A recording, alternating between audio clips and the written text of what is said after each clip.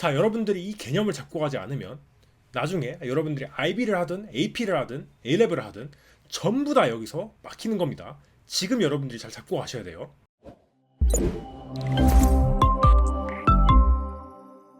네, 안녕하세요. 여러분들의 미래 IB, AP, A레벨이 더 쉬워질 MIP, IGCSE 분리 최성호입니다. 자, 그럼 위쪽으로 쏠려버린 상태에서 이제 틸팅을 한번 해볼게요.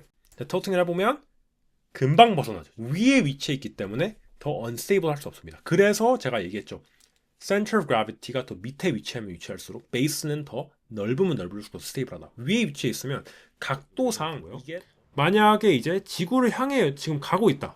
towards the observer를 통해서 가고 있다. 그러면 light가 원래 예를 들어서 초록색이라고 해봅시다. 그래서 아까 이 star 자체가 light를 내고 있을 때는 charge들은 기본적으로 플러스들은 마이너스를 좋아하고 마이너스들은 플러스를 좋아하는데 러빙을 이렇게 하면 어떻게 되냐면요. 최종적으로 자, 어떻게 움직이냐? 이런 식으로 움직일 겁니다.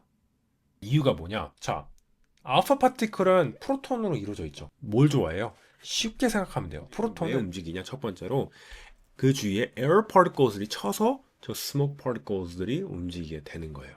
그래서 스모크 파티클 alone 움직이기보다 옆에 있는 에어 파티클들이 그 랜덤 모션을 지원을 하는 겁니다. 자, 그래서 우리가 줌인 할 때 light fast moving atoms 치료를 할 수 있어요.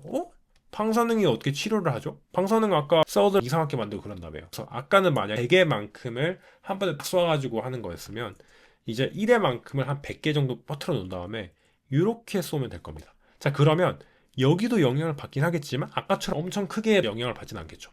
조금씩 이렇게 흩어져 놓으면 딱 중앙 쪽에 몰릴 겁니다. 마치 우리가 돋보기 썼을 때 커런트가 플로우하면 코일에서 미니 자석같이 이 magnetic field를 만들어내서 이 스위치를 당겨서 결국에 서킷이 만들어지고 이렇게. 그럼 닫히면서 어떻게 돼요? 말씀드렸다시피 전기가 통하게 됩니다.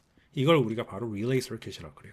A를 어펙트 했는데 B가 맞닿아 있지도 않는 상태임에도 불구하고 Q타입도 있고 R타입도 있나 봐요. 근데 그 두 개가 좀 다른데 7.8도 있고 1.1도 있어요. 자, total weight가 지금 120N이라 했을 때 extension of each spring on its weight. 그 다음에 R 같은 경우에는 F 나누기 KR이 되겠죠. step constant. 그러면 각각 한번 구하면 120 나누기 7.8.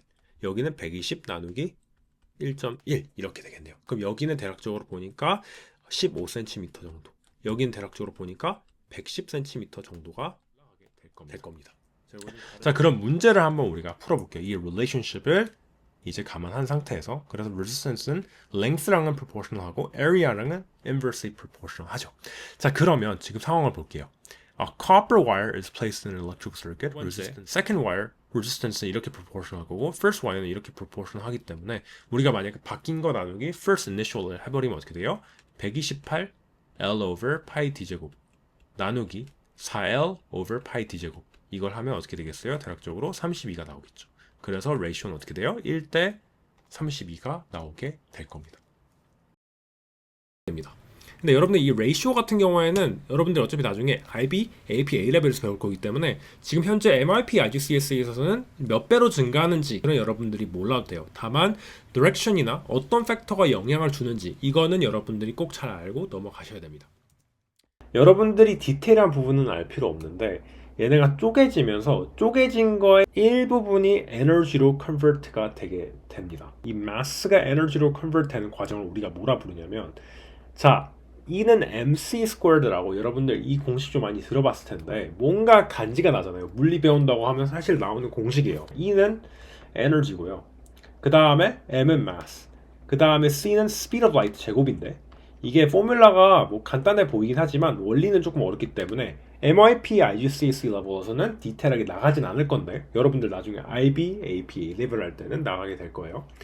자, 근데 어쨌든 여기서 얘기하고 싶은 거는 이 퓨전이 일어나면서 얘네가 쪼개지면서 일부분의 캐파시티를 실험적으로 좀 알아보는 걸 할 텐데 원래 학교들에서 다 이걸 해야 됩니다. 안 하는 경우도 있긴 하겠지만 원래는 MIP, IGCSE 물리 과정에서는 꼭 이걸 해야 되는데 specific capacity를 한번 알아내려고 해볼게요. 그러면 independent variable은 어떻게 되냐면 우리가 시간과 한번 우리가 물의 specific capacity를 계산을 한다 해볼게요. 자, 그러면 조금 뭔가 빌드업이 있기 때문에 여러분들이 초반엔 좀 이해 안 될 수 있는데 보시면서 따라오면 됩니다.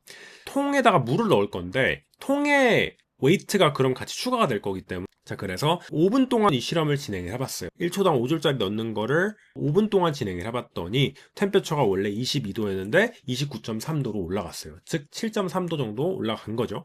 자, 그럼 우리가 이 실험을 한 번만 한 게 아니고 5번 정도 반복을 해봤다 해볼게요. 그랬더니 뭐 이니셜 템페처는 실험 상황에 따라서 다 다를 수도 있죠.